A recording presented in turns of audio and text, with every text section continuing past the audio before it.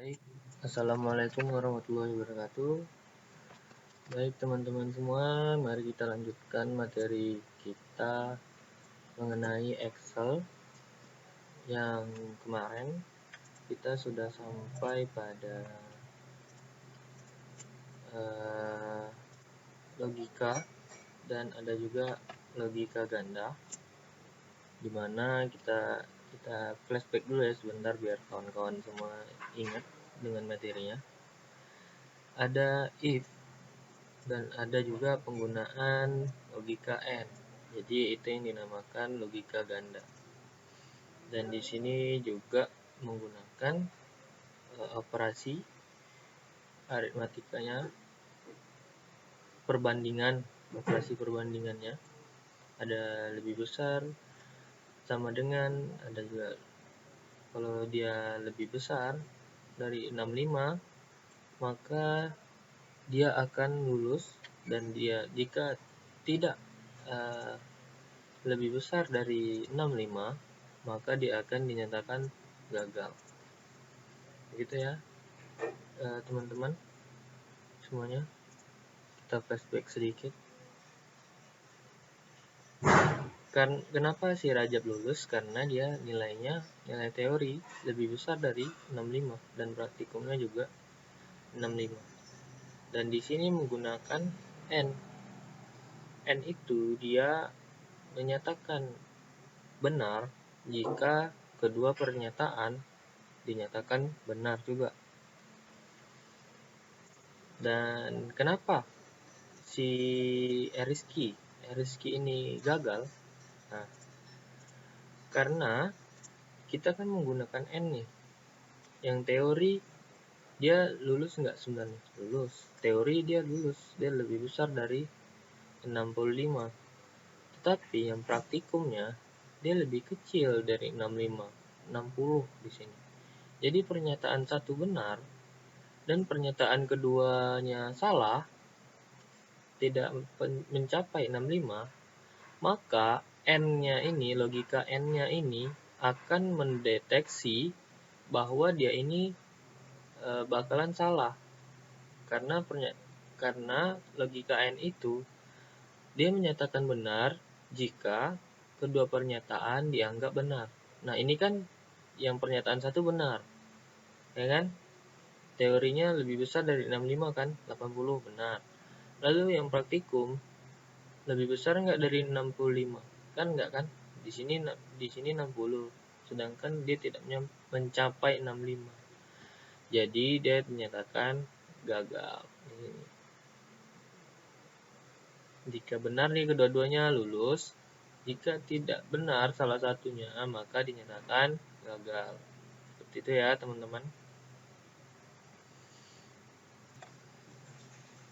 Nah, tadi kita udah mereview materi kita minggu lalu. Nah, sekarang bagaimana materi sekarang, yaitu tentang, kalau yang sebelumnya itu kita masih logika ganda, masih menggunakan if saja, if else. Dan sekarang kita akan mempelajari tentang nested if atau if bersarang gitu. Bagaimana caranya? Nah, kita masih menggunakan tabel yang minggu lalu, namun di sini ada tambahan sedikit saja di bagian sininya. Cuman ditambahin nilai akhir saja sebelum hasil. Nah, nanti hasilnya ini kita maunya berupa nilai seperti A, B, C, D gitu. Oke, sebelum itu kita masukkan dulu rumus dari nilai akhirnya ini. Nah, misalnya rumus dari nilai akhir itu 70% dari teori ditambah 30% dari nilai praktikum. Nah, biasanya seperti itu tuh tiap dosen.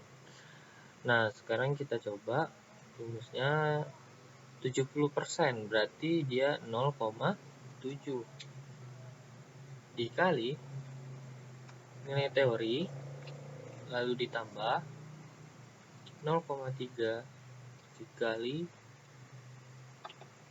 nilai praktikumnya, lalu di enter. Nah, ini kita tinggal tarik aja ke bawah dan temulah hasilnya seperti ini.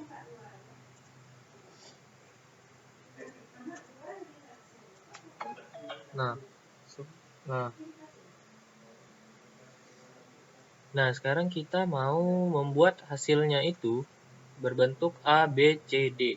Nah, pastinya kita akan menggunakan nested if. Nah, mungkin di C++ kalian mungkin sudah mempelajarinya. Nah, bentuknya mungkin kurang lebih sama dengan yang di Excel.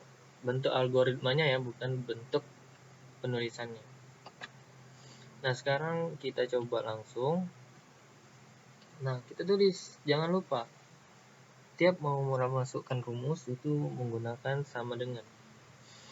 Nah, kita tulis di sini if di tab aja, if logical testnya. Nah, kita mau menggunakan apa? Kita mau menggunakan tentu saja masih n. Nah, seperti itu. N lalu masukkan di sini nilai akhir besar dari 8. Nilai A itu kita tentukan nilai A itu 80 sampai 100 itu nilainya A. Nah, berarti penulisannya seperti ini. Jika nilai akhir besar dari sama dengan 80 dan sampai 100 gitu. Nah, tutup kurungnya biar untuk menutup dari n-nya. Nah, maka dia akan masuk ke logical if lagi. Nah, balik lagi ininya ke if kan. Titik koma, value if true-nya yaitu A misalnya. Lalu titik koma lagi. Nah, jika sudah masuk seperti ini, kita if-kan lagi. Kan kita mau masukkan ke if bersarang kan. If-kan lagi, ditek lagi. Kita gunakan n lagi. Dan masukkan sama seperti tadi. Nilai B itu kita tentukan 60 sampai kurang dari 80. Nah, nilai akhir kita klik, lalu besar dari sama dengan 60. Nah, setelah itu titik koma lagi, klik lagi nilai akhirnya kurang dari 80. Nah, berarti ini maksudnya itu jika nilai akhir 60 hingga 80 itu nilainya B. Nah, seperti itu ya secara bahasa manusianya ya. Nah, ini kan bahasa Excelnya nih. Nah, kalau bahasa manusia ini maksudnya jika nilai akhir besar dari sama dengan 60 hingga pakai n ya, hingga maksudnya hingga nilai akhir kurang dari 80, maka nilainya adalah B. Gitu. Kita titik koma lagi, baru kita if-kan lagi, sama seperti tadi kita masih menggunakan n, klik lagi nilai akhirnya, lalu kita tentukan kalau nilai C itu kita dari 40 sampai 60 nilainya C. 40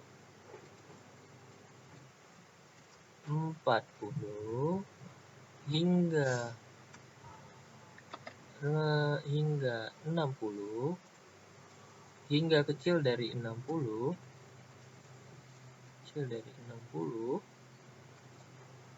maka nilainya adalah C. Nah, di sini kita mau membuatnya sampai D aja nih misalnya. Berarti kalau nilai D itu 0 sampai 40. Nah, untuk memudahkan kalian langsung aja tulis titik koma lalu kutip D. Nah, seperti ini. Tinggal tutup kurungnya lagi, tutup kurungnya lagi, tutup kurungnya lagi. 3. Seperti itu ya. Abang ulangi nih secara bahasa manusianya nih. Jika nilai akhir besar dari sama dengan 80 hingga nilai akhirnya kurang dari 100, itu nilainya adalah A. Jika nilai akhir besar dari 60 hingga nilai akhir kurang 80, maka nilainya adalah B. Jika nilai akhirnya besar dari 40 hingga kurang dari 60, maka nilainya C. Selain itu, nilainya D. Nah, seperti itu. Kita enter ya. Nah, hasilnya bakalan seperti ini. Lalu kita tinggal tarik ke bawah. Seperti itu.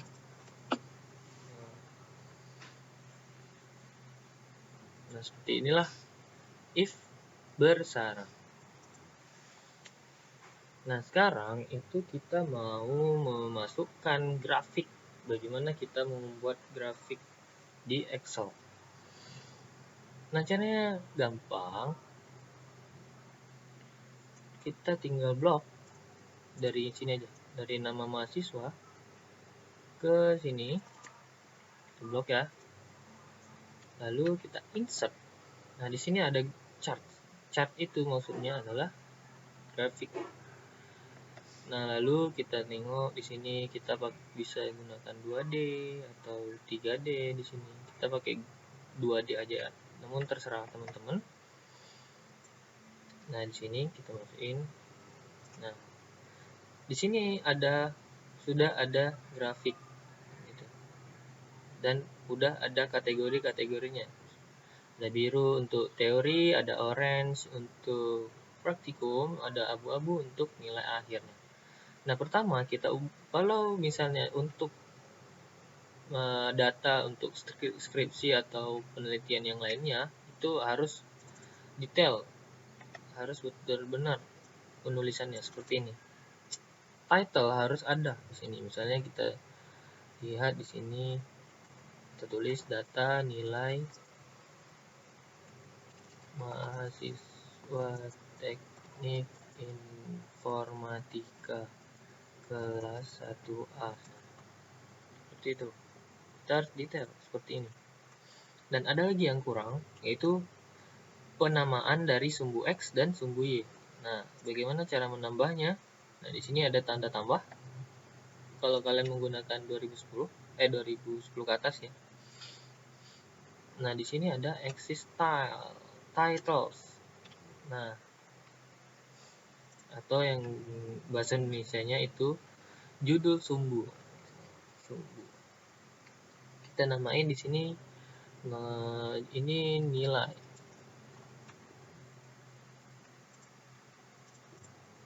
Nah, lalu di sini mahasiswa. Nah, seperti itu ya. Nah, grafik seperti inilah yang dibutuhkan pada skripsi atau penelitian yang lainnya.